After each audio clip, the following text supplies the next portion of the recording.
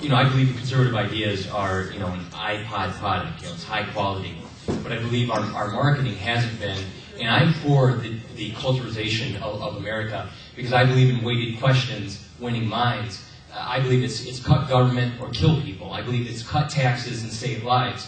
And I think that when you frame the issue in that sort of gut way that puts the other side on defense, you win. You win the question the voters have when they go into the booths. Obama said, "Do you want change?" And people responded. They answered that question. And I know it's not exactly what you're saying. I'm oversimplifying, but I don't believe America wants higher discourse in our politics. We've never had it, and we've never demonstrated any recent interest in it.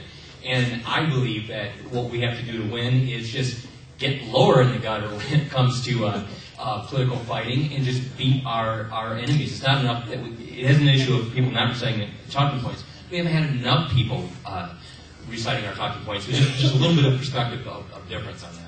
No, and I think that's a good point. I mean, when I think of elevating the discourse, I don't mean cutting out the idea of an either-or mentality.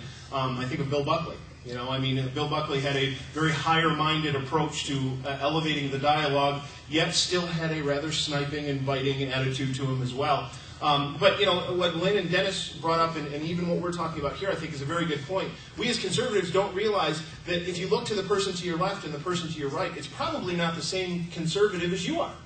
We have a lot of disagreement in our party, and that's okay. Even on the immigration issue, one of the reasons why we can't message properly or we can't brand properly is because we are a party of individualists. We are a party that you have fiscal conservatives who will say there's only two ways to build a tax base in a country: birth rates and immigration.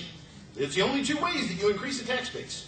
When you're 300 million people and you produce roughly 63% of the world's wealth, yet you've got two countries of 1 billion people that are out there that are now going through their industrial revolution and doing it quickly, you probably have to try and figure out a way to increase your population.